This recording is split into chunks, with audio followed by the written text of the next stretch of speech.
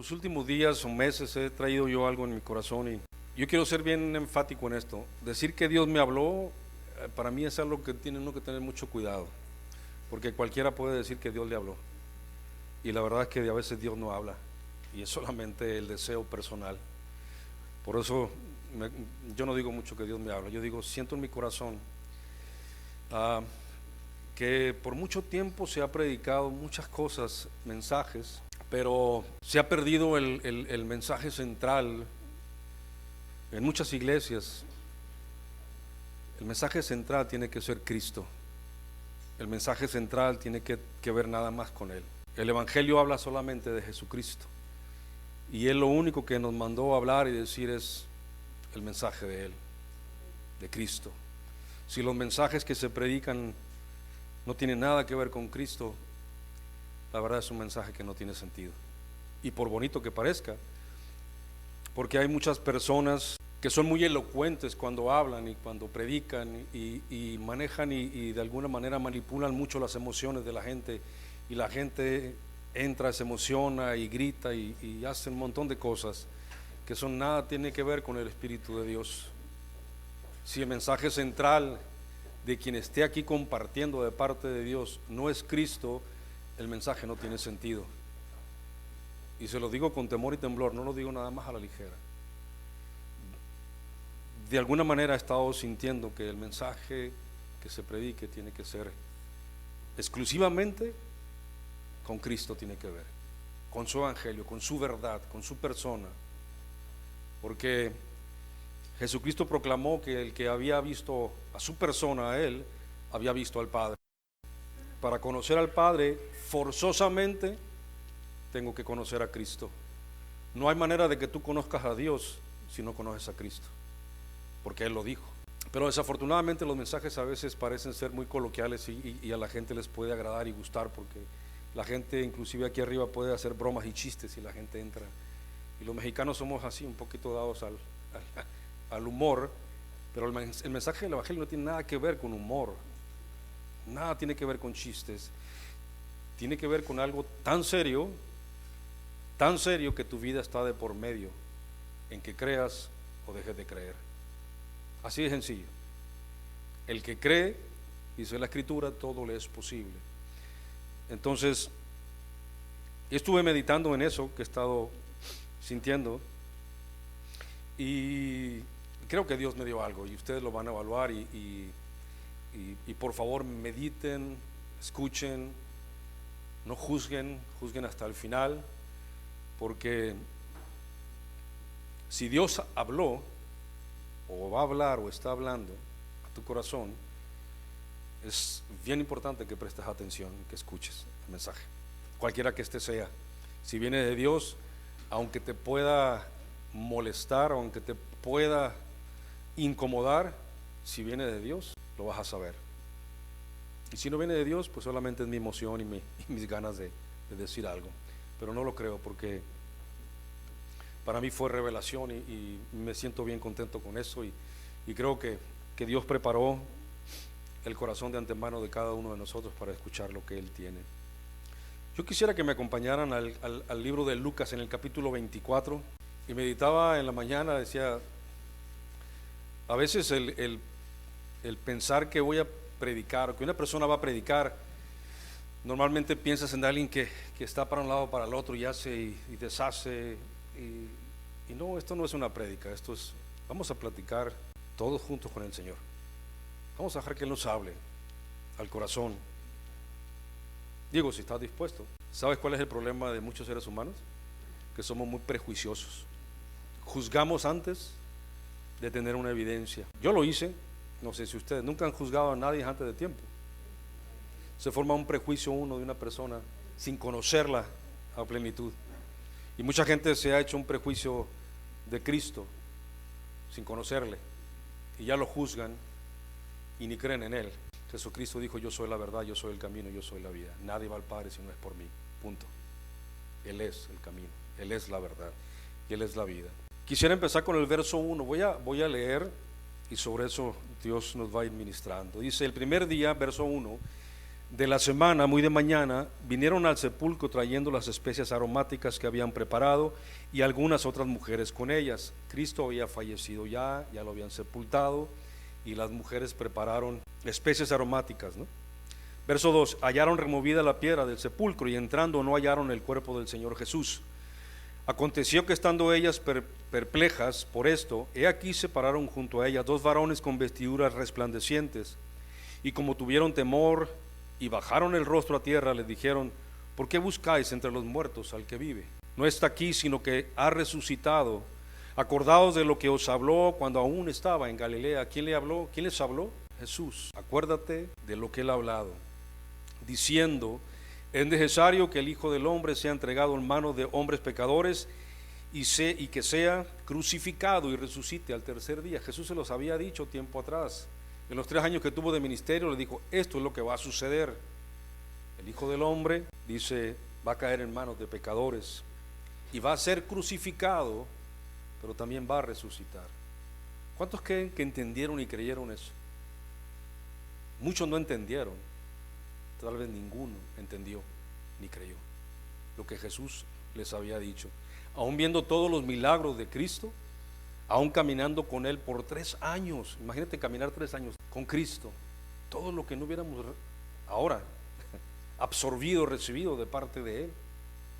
Pero le conocían en cierta manera nada más. Porque dejaron de creer, fueron incrédulos. Pero Jesús les había dicho lo que iba a suceder. Dice, entonces ellas, verso 8, se acordaron de sus palabras y volviendo al sepulcro dieron nuevas de todas estas cosas a los 11 y a todos los demás. Eran María Magdalena y Juana y María, madre de Jacobo, y las demás con ellas, quienes dijeron estas cosas a los apóstoles. Mas a ellos les parecía locura las palabras de ella y no le creían. Habían caminado con Jesús. ¿Se acuerdan aquella parte que dice la escritura, que Jesús les dio autoridad sobre los espíritus inmundos y fueron? ¿Y qué sucedió? Enfermos sanaban, resucitaban muertos, estaban sucediendo cosas extraordinarias que no venían de parte de ellos, y aún así estaban dudando de lo que Cristo les había dicho. Dice, verso 12, pero levantándose Pedro corrió al sepulcro y cuando miró dentro vio los lienzos solos y se fue a casa maravillándose de lo que había sucedido. Hace unos días estaba colgado en el madero de la cruz, muerto, y ahora no lo ven. Aquí empieza algo interesante, en el verso 13 en adelante. Dice, y he aquí 2 de ellos, de los discípulos, dice, iban el mismo día a una aldea llamada Emaús, que estaba a 60 estadios de Jerusalén. 60 estadios son como 11 kilómetros más o menos. Y yo investigué y 11 kilómetros, 12 kilómetros, un hombre lo recorre en aproximadamente 2 horas y media, 2 horas 20 a un paso. Entonces Jesús tuvo 2 horas y más para platicar con ellos. Ellos iban camino a Emaús, 11 kilómetros. Sucedió que mientras hablaban y discutían entre sí, Jesús mismo se acercó y caminaba con ellos. Jesús había muerto días atrás, ahora resucita y empieza a caminar con ellos. Mas los ojos de ellos estaban velados para que no le conociesen. Y les dijo, ¿qué pláticas son estas que tenéis entre vosotros mientras camináis? ¿Y por qué estáis tristes? ¿Qué pláticas son ellas que tienen entre ustedes y por qué están tristes? En la mañana Martín hablaba acerca de dar voces de júbilo, de estar gozosos y estar contentos. ¿Por qué se entristece nuestro corazón? ¿Por qué se entristece el corazón de uno? Si conocemos la verdad a plenitud y conoces quién es Cristo desde el principio, desde el Génesis hasta el final en Apocalipsis, te vas a dar cuenta que hay esperanza para tu vida y para la mía, y que nada de lo que sucede aquí en el mundo es el final. Nada es el final. El asunto de la muerte ya está resuelto. Cristo lo resolvió para ti. ¿Qué nos preocupa? ¿Qué nos podría preocupar? Todo está resuelto. Tu vida, la mía. Si muero, decía el apóstol Pablo, para Él muero, y si vivo, para Él vivo. Ya sea que muera o que viva, de Él soy. Ya fui comprado por un precio. Tú fuiste comprado por un precio grandísimo, que fue la sangre de Cristo en la cruz del Calvario. No tengas duda de eso. Nunca tengas duda de eso. No hay manera de que el hombre se rescate o se salve a sí mismo. La única manera es a través del sacrificio de Jesucristo en la cruz. La única manera. Así que puedes predicar lo que sea y hablar lo que sea aquí, pero si no predicas de Cristo Jesús como Salvador de la humanidad y del milagroso sacrificio que Él hizo para rescatarte de la muerte y trasladarte al reino de Dios, pues entonces ¿de qué sirve el mensaje? No hay esperanza. Un mensaje que te hable sobre la prosperidad, ¿para qué lo quieres? ¿Para qué quieres un mensaje de la prosperidad? Y que todo te va a ir bien. Esa es otra mentira, ¿eh? Porque sabes que mucha gente mide el irte bien con lo material, con lo económico, con lo que tienes. ¿Saben cómo murieron todos los apóstoles? Decapitados, cortados en pedazos, ahorcados, aserrados, a golpes, arrastrados por caballos hasta que su cuerpo se deshiciera. Fueron muertes muy cruentas, pero sabes que ninguno de ellos negó su fe. Hasta el final de sus días no negaron al Señor que los salvó. Nunca. Y entonces nosotros, si estamos ahorita en una época tan excelente de revelación de Dios y de autoridad de Dios a través de su Espíritu que es vertido para el que cree, ¿cómo no tomar eso del Señor? El Espíritu de Dios habita en aquel que le ha creído y Él está aquí. Y Él es el que te da la fortaleza para resistir en el día malo. Pero tengo que aprender a valorar lo que Cristo hizo en la cruz. Que no sea de palabras solamente, sino que mi vida pueda dar testimonio, porque Jesús dijo, por sus frutos los conocerás. No es el nombre de ser cristiano, no es decir yo creo en Dios, no es decir yo soy salvo, porque mucha gente dice soy salvo y sus frutos son malos. No estoy hablando trágicamente, pero esa es una realidad. Por sus frutos los conoceréis, punto. Eso fue lo que dijo Cristo. Y la vida de uno tiene que dar ese fruto para que la gente pueda ver en ti la gloria de Dios. De otra manera, solamente nos ven a nosotros. ¿Y de qué sirve que la gente nos vea a nosotros si no lo ve a Él?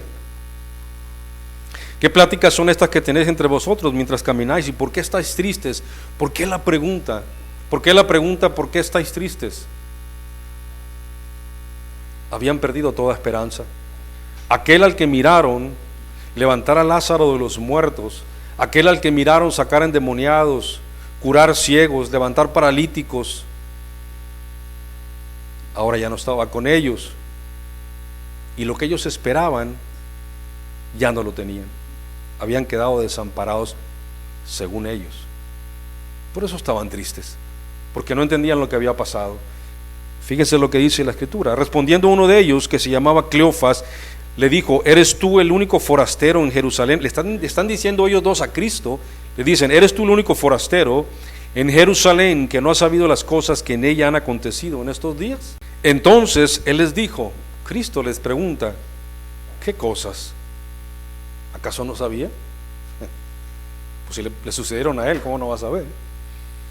Y ellos le dijeron: de Jesús Nazareno, que fue varón profeta, poderoso en obra y en palabra delante de Dios y de todo el pueblo, y cómo le entregaron los principales sacerdotes y nuestros gobernantes a sentencia de muerte y le crucificaron.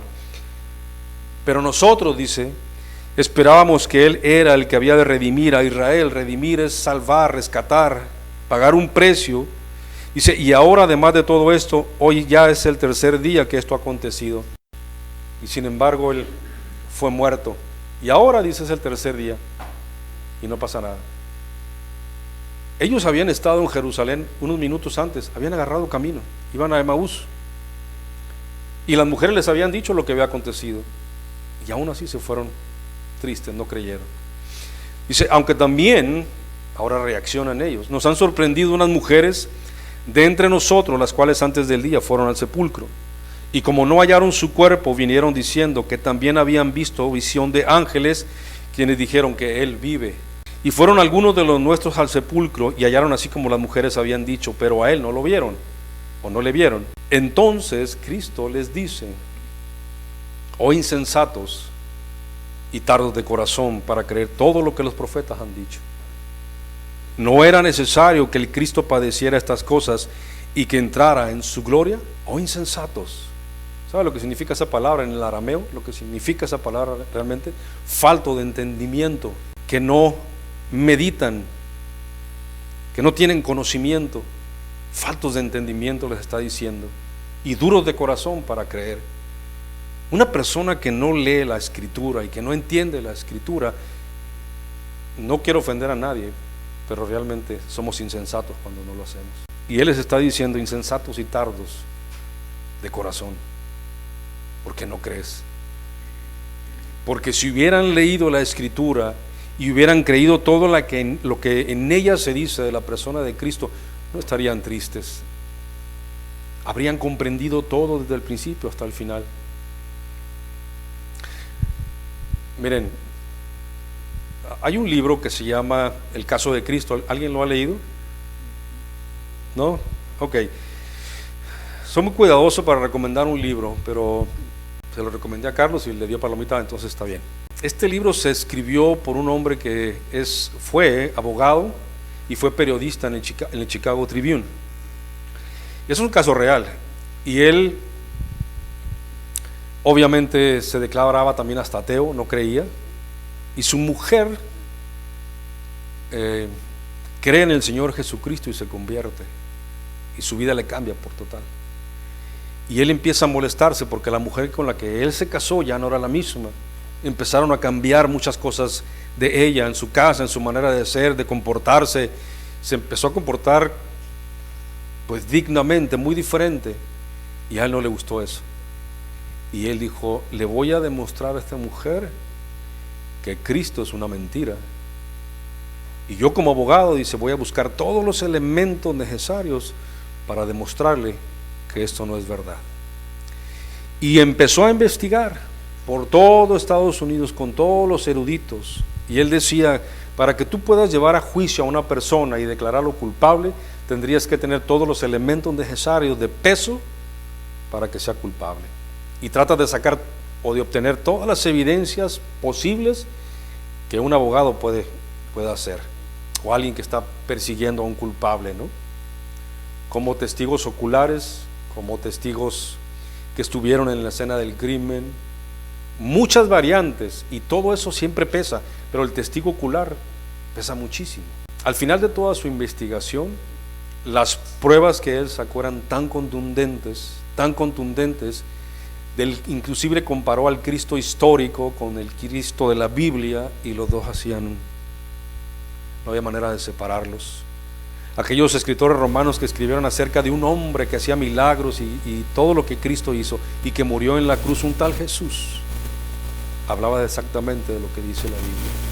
Todos los lugares que la Biblia menciona aquí los investigó geográficamente con antropólogos y geólogos y todos existieron y son reales. Todos. El hombre, ante el peso tan abrumador de la verdad, no tuvo otra opción más que rendirse a los pies de Cristo. Y él escribe ese libro y dice: la prueba de la existencia de Cristo es tan contundente que sería un necio el no creer. Y él era un escéptico. Hay mucha evidencia de Cristo en la Biblia, desde principio hasta fin, que necesitamos comprender y necesitamos entender para entenderlo a Él, y para poder valorar el sacrificio de Jesucristo en la cruz, que va mucho más allá de decir soy salvo, Cristo me salvó. Va mucho más allá de eso. Hay un plan de Dios que no ha terminado todavía con tu vida. El primer paso sí es la salvación a través de Cristo Jesús, pero todavía queda más que tienes que cumplir antes de que te vayas de este mundo. Y si no lo cumples, te vas a perder como se pierden muchos en la vanidad de este mundo, creyendo que vivieron una vida en paz, tranquilos, y que así está bien. ¿Para qué más religioso? ¿Para qué ser tan así? ¿Para qué ser tan fanático? Yo creo que al Señor no le gustan los fanáticos, ni le gustan las personas religiosas. Les gustan los entendidos de corazón que le obedezcan, nada más. Así de sencillo. La Escritura no tiene nada de religioso. Verso 27 dice: comenzando desde Moisés y siguiendo por todos los profetas, les declaraba en todas las Escrituras lo que de él decían. Imagínate caminando 2 horas y Jesús hablando, mira lo que decía Moisés de mí, mira lo que dijo Samuel, mira lo que dijo Ezequías, mira lo que dijo Isaías, mira lo que dijo Jeremías, mira lo que dicen los salmos de mí. Todo esto estaba escrito y lo tuvieron todo el tiempo y no entendieron. ¿Sabes por qué es importante leer la Biblia de todo corazón? Para que tengas entendimiento de la persona de Cristo. No hay otra manera. Al leer tú la Escritura, el Espíritu Santo te va a dar revelación y entendimiento. No se trata de con mi sabiduría, se trata con la sabiduría de Él para poder entender. Porque cuando recibes revelación de Dios, te das cuenta de que algo extraordinario pasa en tu corazón, en tu vida y en tu espíritu. ¿Se han experimentado eso? Cuando es revelación de Dios, es lo más rico que te puede suceder. Es como decía aquel hombre que es mucho más dulce que la miel a mis labios, la palabra del Señor, pero cuando es revelada. Porque si nada más lees, pero no hay revelación, entendimiento, pues nada más quedaste sin entendimiento. Pero cuando hay revelación de Dios, es algo tan precioso, tan valorable, tan valorable. 28, llegaron a la aldea donde iban, y él hizo como que iba más lejos. Mas ellos le obligaron a quedarse, diciendo, quédate con nosotros, porque se hace tarde, y el día ya ha declinado. Entró pues a quedarse con ellos. Y aconteció que estando sentado con ellos a la mesa, tomó el pan y lo bendijo, lo partió y les dio. Entonces les fueron abiertos los ojos y le reconocieron, mas él se desapareció de su vista. Ahora tuvieron entendimiento, pero ya no estaba Jesús ahí. Y se decían el uno al otro, ¿no ardía nuestro corazón en nosotros mientras nos hablaba en el camino y cuando nos abría las Escrituras? ¿No ardía nuestro corazón? Tú imagínate caminando con el Señor esas 2 horas y recibiendo revelación tras revelación tras revelación. Ardía el corazón. Así arde el corazón de una persona que realmente intima con el Señor. Si tu corazón no arde, si no arde, es que no hay entendimiento. Y lo digo bien en serio, no lo digo por ofender a nadie, pero esto es algo muy serio. Si no hay entendimiento de la Escritura, de nada sirve lo que leí. Quedo igual. Y por eso mucha gente no lee, o mejor se duerme, o mejor lo desecha, o es muy enfadoso esto, porque no han considerado que la palabra de Dios es real, es viva y eficaz, dice, y es más cortante que toda espada de 2 filos, que penetra hasta partir el alma, las coyunturas, los tuétanos, y discierne las intenciones y los pensamientos del corazón. Así de poderosa es la palabra, pero necesitas leer, necesitas comer. Verso 33 dice, levantándose en la misma hora, ya era tarde, era casi de noche, hora de noche, se regresaron otra vez, volvieron a Jerusalén y hallaron a los 11 reunidos y a los que estaban con ellos, que decían, ha resucitado el Señor verdaderamente, ha aparecido a Simón. Entonces ellos contaban las cosas que les habían acontecido en el camino y cómo le habían reconocido al partir el pan. Mientras ellos, los 2 que llegaron, aún hablaban de estas cosas, Jesús se puso en medio de ellos y les dijo, paz a vosotros. Estaban los apóstoles, los discípulos y las mujeres con ellos. Entonces, espantados y atemorizados, pensaban que veían un espíritu. Imagínate, tú lo ves crucificado, muerto, lo bajan de la cruz, es un cuerpo sin vida y se lo llevan, lo meten a un sepulcro y pasan acontecimientos ese día en la mañana y de repente lo ves en la tarde aquí y se aparece. Yo sé que ya no te asustarías ahora, pero ¿qué pensarías si no tuvieras entendimiento? Tuvo que ser algo espectacular verlo ahí de repente. Si ahorita vieras a alguien de los que tú conociste que fallecieron, lo vieras entrar por esa puerta, ¿te sorprendería?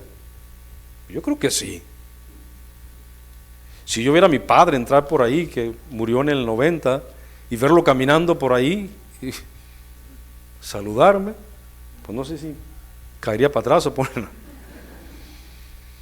Tuvo que ser un acontecimiento espectacular el verlo a él ahí. Pero ellos estaban atemorizados y pensaban que veían un espíritu. Pero él les dijo, ¿por qué estáis turbados? Y vienen a vuestro corazón estos pensamientos. ¿Por qué? Porque si hubieran entendido, no tendrían temor. Sabrían que él iba a resucitar al tercer día y que él estaría con ellos. Mirad mis manos, dice, y mis pies, que yo mismo soy, palpad y ved, porque un espíritu no tiene carne ni huesos, como veis que yo tengo. Y diciendo esto, les mostró las manos y los pies. Y como todavía ellos de gozo no lo creían, y estaban maravillados, les dijo, ¿tenéis algo de comer? Entonces le dieron, parte de un pez asado y un panal de miel. ¿Alguna vez han comido pescado con miel?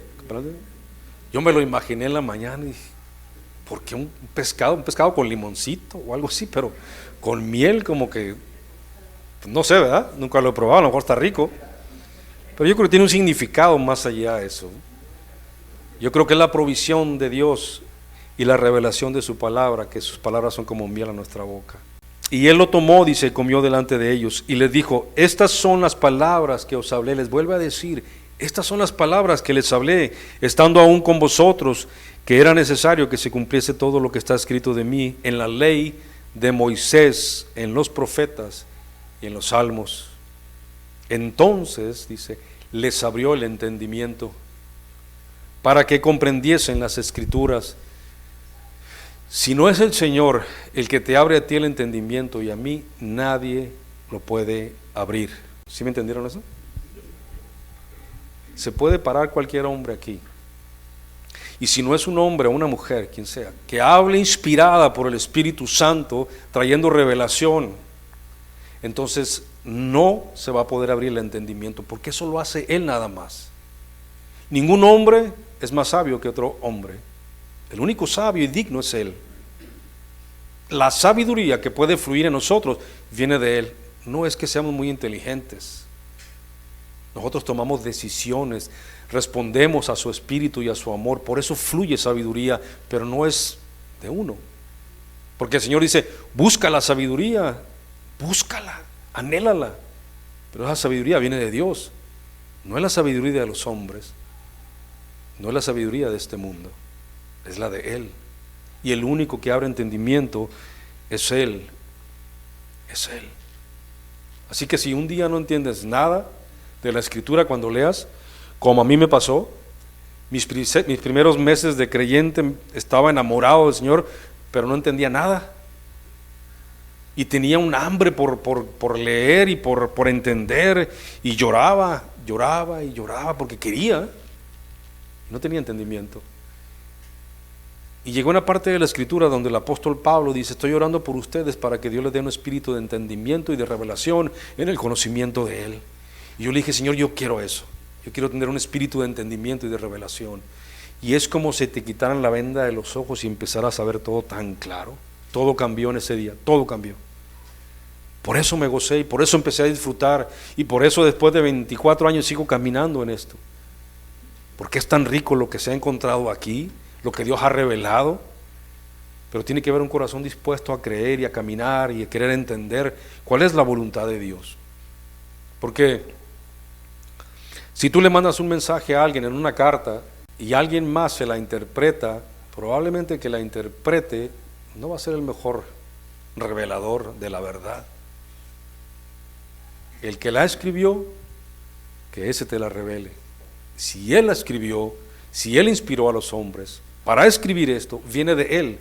Deja que Él te la revele, deja que Él te muestre su verdad, para que tengamos comprensión de la Escritura. Y no nada más, pues todo está suave, sí leo la Biblia, voy a la iglesia, me gusta, pero no entiendo muchas cosas, pero pues Él es Dios y ya algún día entenderé. No te conformes a eso. Con menos de la verdad no te conformes. Con menos de la revelación de Dios no te conformes. En la revelación de Dios te da esperanza, te da fe, te da fortaleza, te da seguridad que el final de tu vida tiene un propósito extraordinario. Así fuera mañana, así fuera pasado mañana, así fuera dentro de 40, 50 años, 100 años, no lo sé, pero que tu vida alcance el propósito por el cual Dios te creó. Eso es lo más importante. Eso es lo más importante. Lo demás es tan temporal y pasajero que aquí se va a quedar. Le dice, verso 46, y le dijo, así está escrito y así fue necesario que el Cristo padeciese y resucitase de los muertos al tercer día, y que se predicase en su nombre el arrepentimiento y el perdón de pecados en todas las naciones, comenzando de Jerusalén. Y vosotros sois testigos de estas cosas. Sois testigos de estas cosas. Escribí esto, escucha.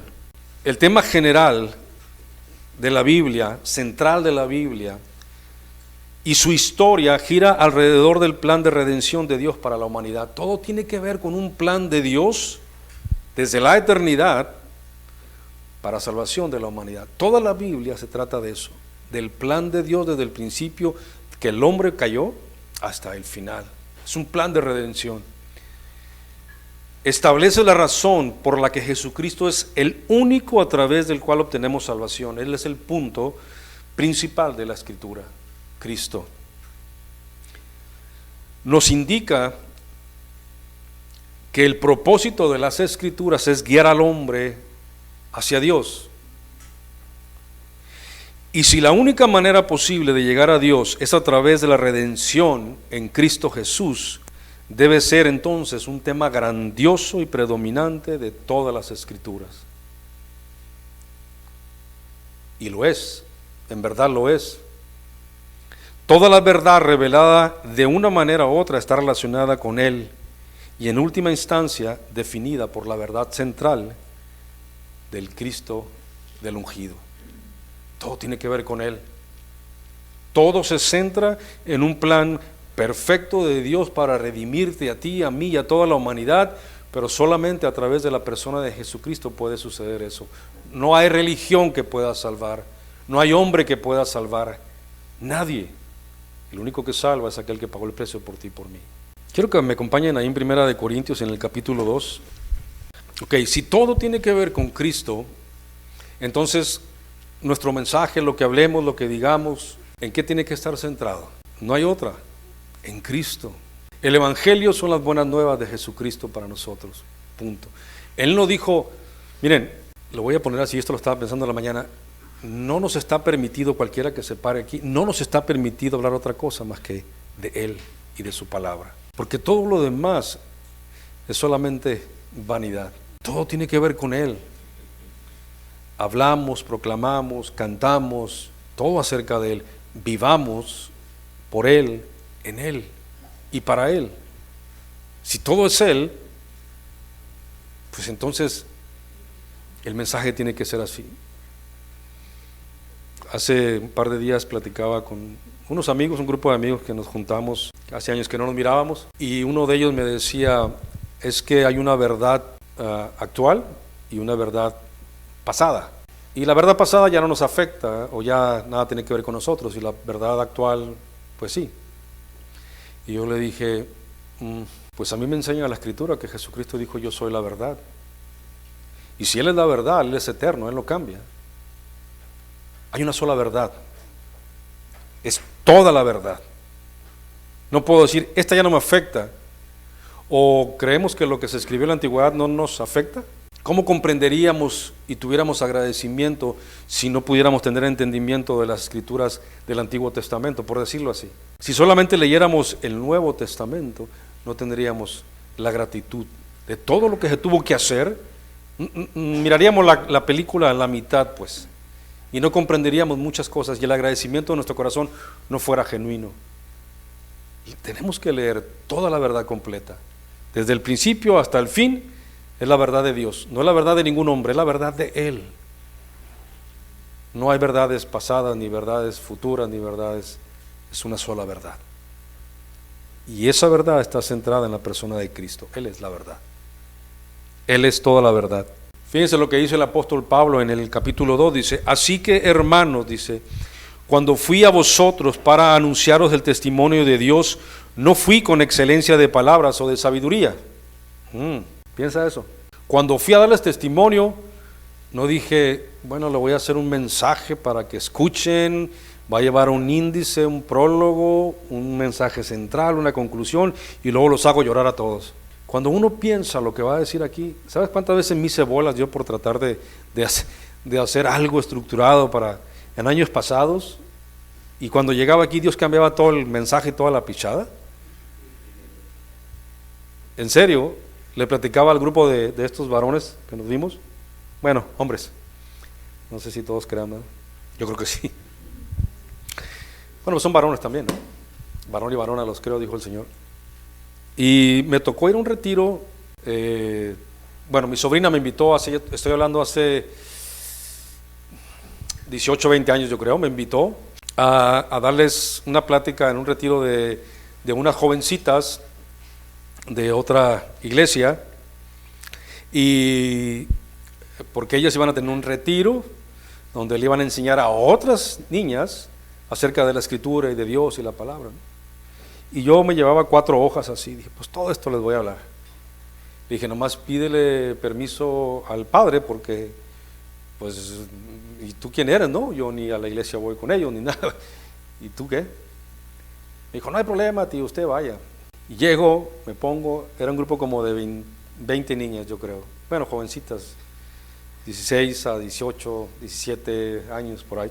Recuerdo que aquí estaba una mesa y me paré en la mesa y me quedé así, dejé las hojas a un lado y empecé a hablar. Y no paré en 1 hora de hablar. No sé qué estaba hablando. Bueno, sí sé que estaba hablando. Era un mensaje de Dios que mis 4 hojas se quedaron ahí. Todo lo que traía no lo hablé para nada. Y era un llorar de las niñas. Y te das cuenta cuando Dios obra realmente, cuando es de Él, que no es uno gestando o fabricando un mensaje para que la gente se sienta bien o para darle gusto a los oyentes. Y una de ellas dice, ya al final, dice, ¿sabe qué? Me dijo así estas palabras. Y todavía me recuerdo y me hace, dice, nunca jamás nadie nos había hablado de Dios así, nunca. Y se levanta otra niña y dice, yo no quería venir aquí, mi madre me forzó a venir, pero después de esto, dice, no me arrepiento para nada. ¿Sabes que cuando Dios habla, la gente escucha? Es totalmente diferente el mensaje, porque puede ocasionar aquí en tu corazón algo muy diferente que 1000 palabras que te traigan emocionado. Las emociones se acaban saliendo de la puerta, pero lo que Dios produce, eso sigue por todo el resto de tu vida. A mí no se me olvida el día que Dios alcanzó mi vida, me transformó, fue tan increíble que por eso sigo aquí después de 24 años. Si no hubiera sido eso, que Dios me mostró la realidad de que Él existe y que puede transformar la vida de un hombre como yo era, de un día para otro, no creyera. Pero hoy creo, porque cada día me demuestra más que Él nos ama, de su realidad, de su benevolencia, de su misericordia. Es tan palpable Dios, es tan fácil poderlos experimentar y sentir, y es tan glorioso experimentarlo. Así que no se trata del hombre que se pare aquí o la mujer que se pare aquí elaborando algún mensaje bonito para que la gente lo escuche y le aplaudan y se sienta. Nada tiene que ver con uno, nada tiene que ver con uno. Esto es un asunto de Dios, tiene que ver con Él. Y si no presta atención el que hable aquí enfrente, solamente va a hablar sus palabras. Tiene que ser Dios, el mensaje es de Dios. ¿Y sabes por qué? Porque está trayéndolos a toda la humanidad hacia Él. Ese es el mensaje de esto, el camino hacia Él a través de Cristo Jesús en la redención. Verso 2 dice, pues me propuse no saber entre vosotros cosa alguna, sino a Jesucristo y a este crucificado. Fíjate, lo que voy a hablar, no voy a hablar nada que no tenga que ver con Él y a Cristo crucificado. ¿Está claro eso que Él está diciendo, el apóstol Pablo? O sea, cuando fui a ustedes, no empecé a contar chistes, ni a hacer cosas, ni a hacer esto, ni lo otro. Lo único que quería y quise hablarles es lo que Dios inspiró a mi corazón, solamente el mensaje de Jesucristo, no hay más. Y aún cuando tú puedas tener 5, 10, 15 años conociendo, necesitas el mensaje de Dios, no el mensaje de los hombres, siempre, porque es una revelación continua, constante y progresiva la del Señor. Dice, y estuve entre vosotros con debilidad y mucho temor y temblor, y ni mi palabra ni mi predicación fue con palabras persuasivas de humana sabiduría, sino con demostración del Espíritu y de poder. Mi predicación, dice, lo que hablé, no fue algo que yo construí con mi cabeza o lo que quise hacer porque yo me la sé o porque yo sé cómo predicar y yo sé cómo hablar en público y sé cómo traer a la gente y jalarla y meterla y hacer. Recuerdo que una vez allá en Estados Unidos, un pastor me dice, fíjate que estoy pensando traer a una persona, me cobra como $8,000, pero él puede hacer a la gente que entre, que se motiven y que empiecen a diezmar. Ok. No, pues, ¿y cuánto te vas a ganar de los 8,000 de la inversión? Si el mensaje no es él, todo lo demás es basura. ¿Cómo traer a alguien para...? Cuando nosotros creímos, pasamos un año y yo lo del diezmo era, pues, échale tú, ¿no? Yo mi bolsita la guardaba. Pero un día a mi esposa y a mí el Señor nos habló tan claro que empezamos a llorar en la casa y pedirle perdón. Si no te convence Dios, no hagas nada. No hagas nada por compromiso. Eso no sirve. Dice la Escritura que Dios ama al dador alegre, ¿verdad? Bueno, no voy a hablar de diezmo porque es un asunto muy del Señor y ustedes. No tiene nada que ver con uno. Pero lo que estoy diciendo es que no es que tan bonito se oiga el mensaje aquí enfrente, es que tanto está impactando tu corazón y que tanto la persona que está aquí está hablando de parte de Dios. Eso es lo más importante. Porque si no hay un cambio en nuestra vida, pues nos podemos sentar aquí 5 años más y seguir igual. El cambio lo hace el Señor. Cuando el mensaje viene de Dios, se transforma el corazón, se enriquece el corazón. Vayan ahí al verso 18 en el capítulo 1, ahí atrásito. Verso 10, del 1 al 17 quiero leer esto. Dice, pues no me envió Cristo a bautizar, sino a predicar el Evangelio, no con sabiduría de palabras, para que no se haga vana la cruz de Cristo. No con sabiduría de palabras. Dice, porque la palabra de la cruz, verso 18, es locura a los que se pierden, pero a los que se salvan, esto es a nosotros, es poder de Dios. Es locura a gente que no lo entiende y no quiere entender. Dice la Escritura, ellos son los que se pierden. Pero a los que se salvan, dice, a los que han creído en Cristo Jesús, dice, esto es a nosotros, es poder de Dios. Es poder de Dios. Verso 21. Dice, pues ya que en la sabiduría de Dios el mundo no conoció a Dios mediante la sabiduría. No hay sabiduría humana para que puedan entender a Dios. Hay hombres inteligentes y hasta cierto punto decimos que es sabiduría, pero la sabiduría, dice la palabra, que la sabiduría que es de este mundo es terrenal, es animal y es diabólica. Léanlo en Santiago. Es terrenal, es animal y es diabólica. La sabiduría. Porque en la sabiduría, cuando un hombre cree que es muy sabio y no considera a Dios, simplemente le está dando toda la honra al orgullo, lo está levantando el orgullo. Pues yo sé más que tú, yo sé más que los demás. Lo que yo hago, lo hago bien. Los demás nadie sabe hacerlo. Estamos alimentando la raíz del orgullo a todo lo que da. Pero la sabiduría de Dios, dice primeramente ¿qué? Amable, pacífica, de buen nombre. Ya que en la sabiduría de Dios el mundo no conoció a Dios mediante la sabiduría, agradó, dice, a Dios salvar a los creyentes por la locura de la predicación. Porque los judíos piden señales y los griegos buscan sabiduría, pero nosotros predicamos a Cristo crucificado. Para los judíos, dice, ciertamente tropezadero, y para los gentiles locura, mas para los llamados, así judíos como griegos, Cristo poder de Dios y sabiduría de Dios. Y sabiduría de Dios.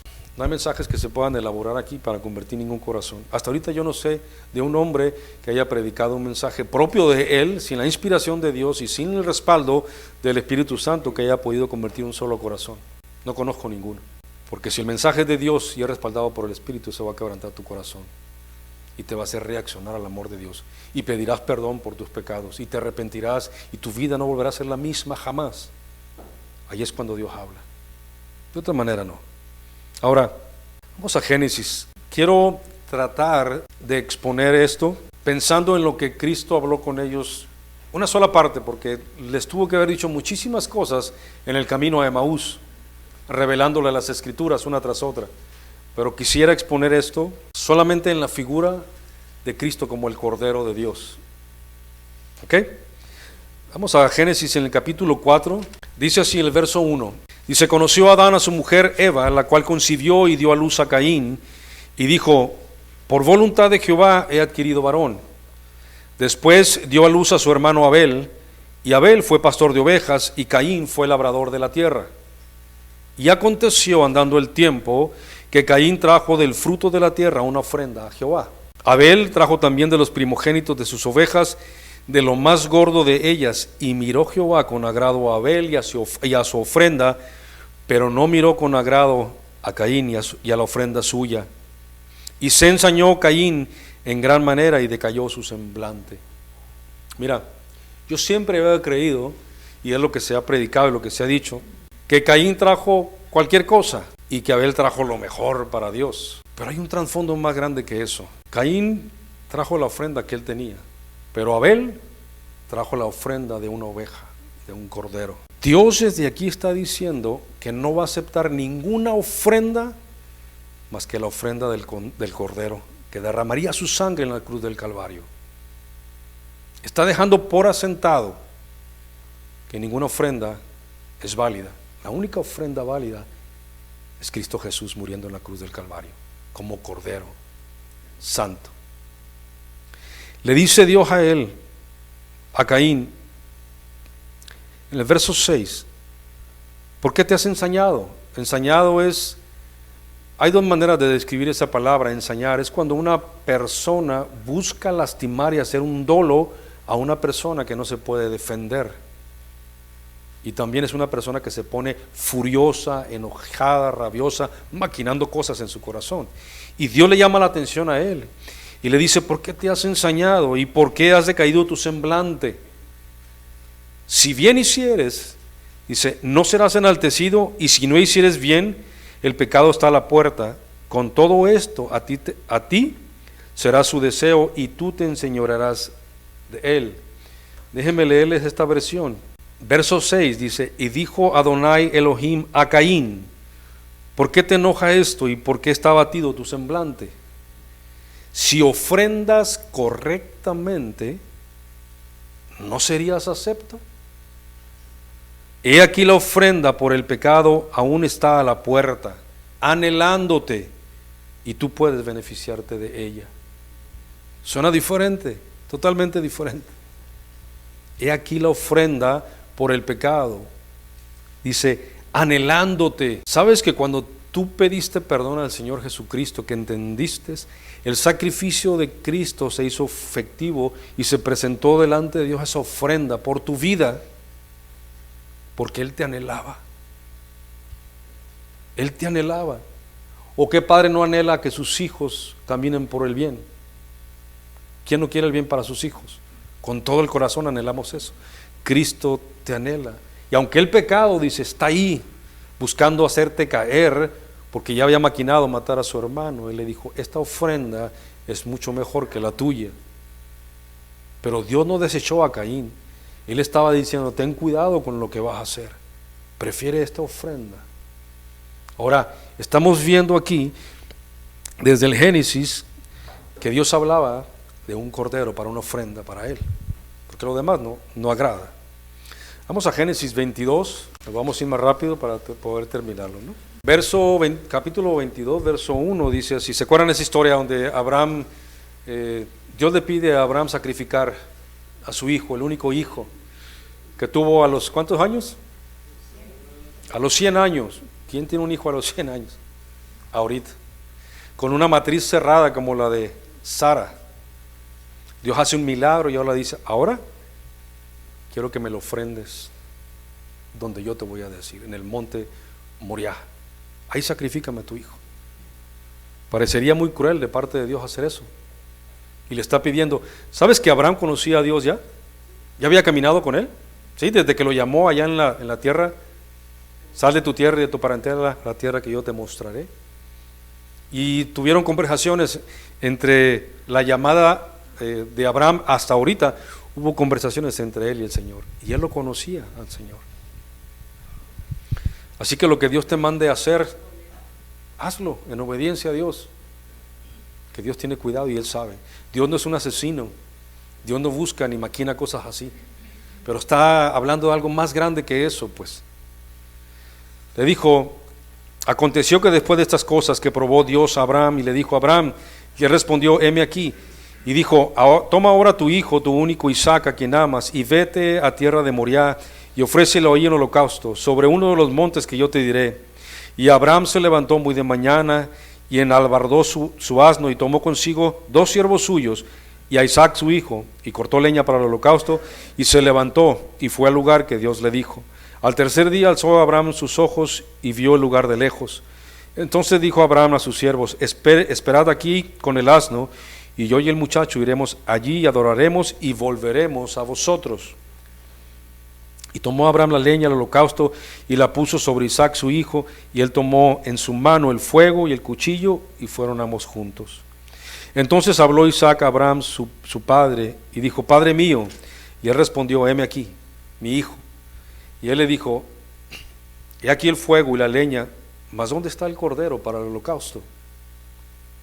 Respondió Abraham: Dios se proveerá de cordero para el holocausto, hijo mío. E iban juntos. Cuando llegaron al lugar que Dios le había dicho, edificó ahí Abraham un altar y compuso la leña, y ató a Isaac su hijo y lo puso en el altar sobre la peña. Y extendió Abraham su mano y tomó el cuchillo para degollar a su hijo. Yo sé que mucha gente habla de esto y especula y todo lo que dicen esto. No voy a tocar el punto de qué sintió Isaac al ver a su padre con el cuchillo. Nos tenemos que enfocar en algo más grande que eso.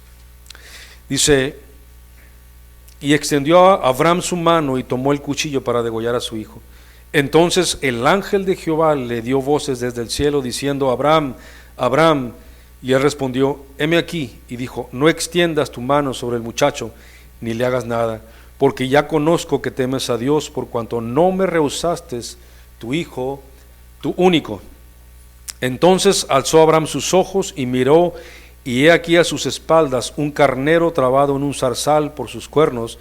Y fue Abraham y tomó el carnero y lo ofreció en holocausto en lugar de su hijo. Y llamó a Abraham el nombre de aquel lugar: Jehová proveerá. Por tanto se dice hoy: en el monte de Jehová será provisto. Ahora, era necesario un cordero para el sacrificio, pero ahora Dios está diciendo: no es tu ofrenda, va a ser mi ofrenda. Yo voy a proveer el cordero, no lo vas a proveer tú. Todos los rituales que se hicieron en la antigüedad solamente eran sombra de lo que había de venir, pero Dios desde el principio está diciendo: es necesario la muerte del cordero. Número 2, yo lo voy a proveer al cordero.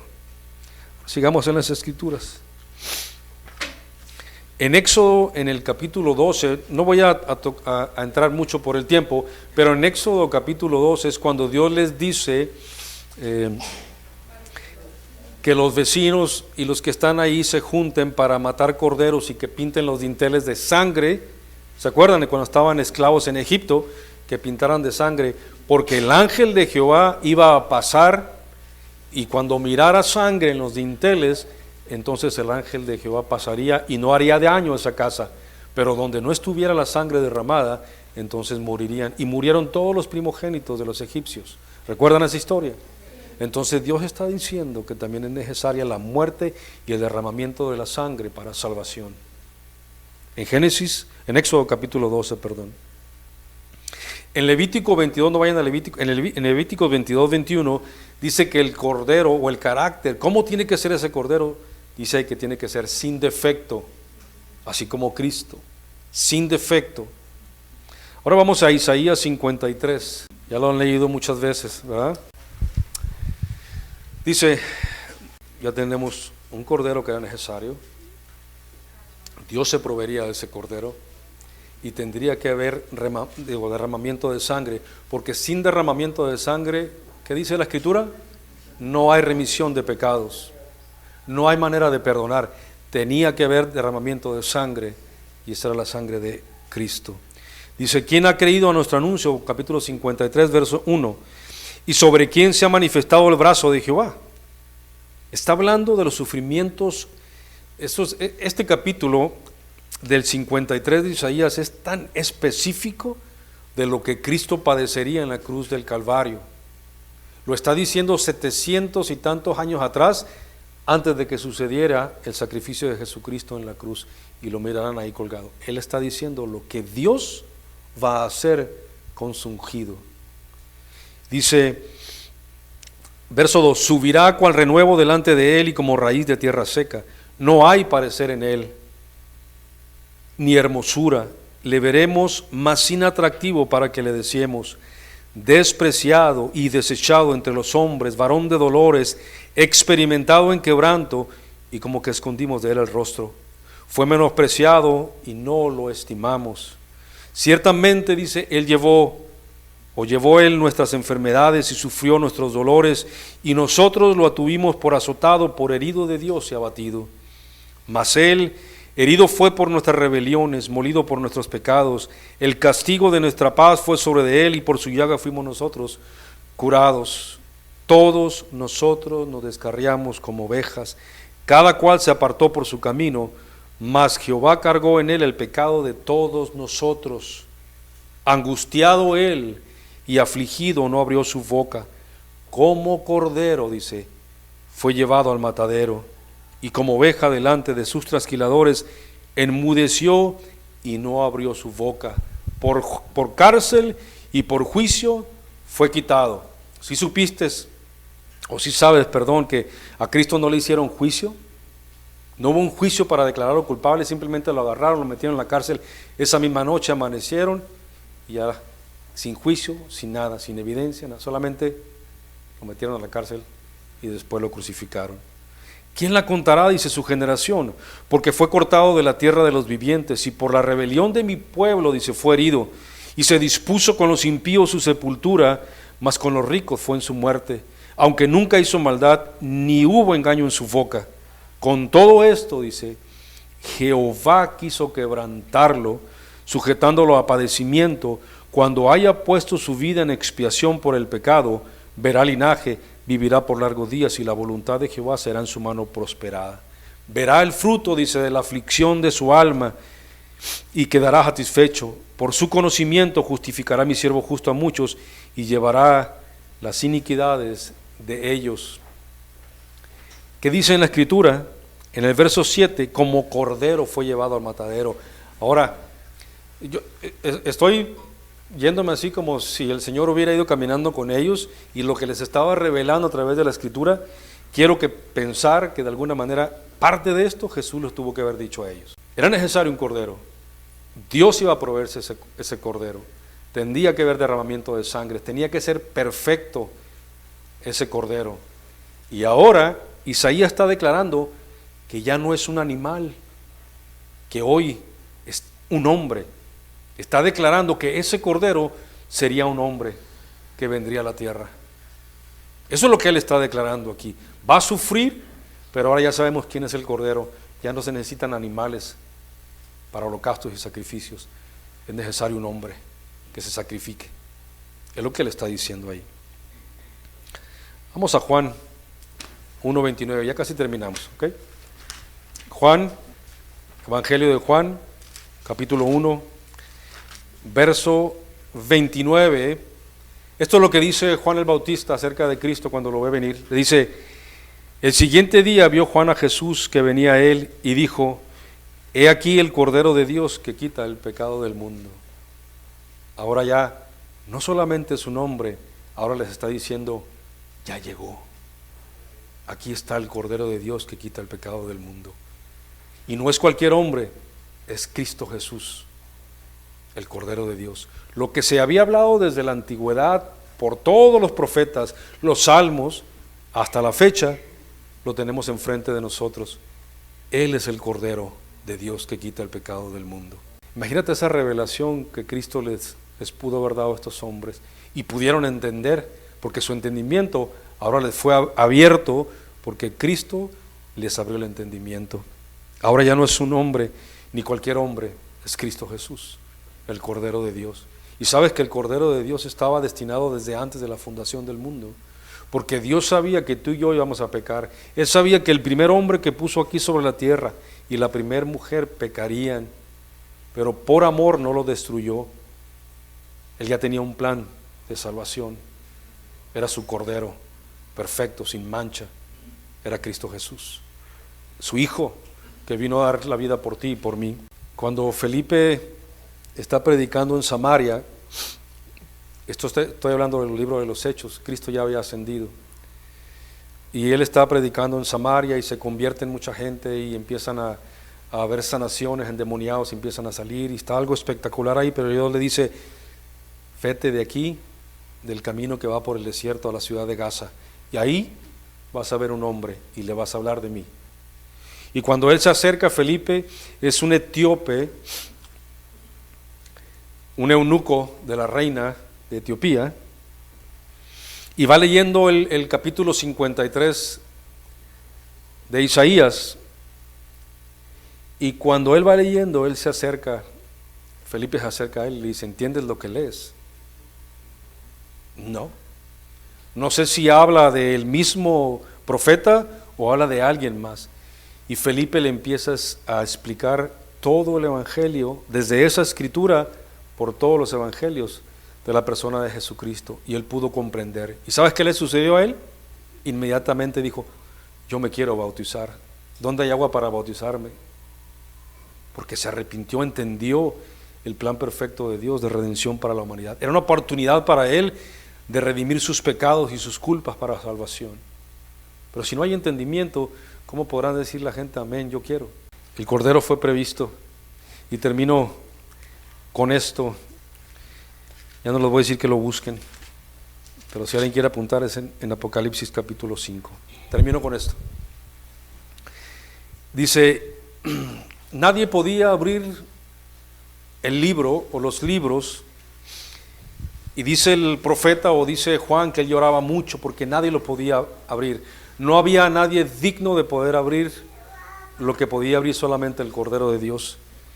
Dice el verso 6, y miré y vi en medio del trono y de los 4 seres vivientes, y en medio de los ancianos estaba en pie un cordero, dice, como inmolado. Otra vez la figura del cordero.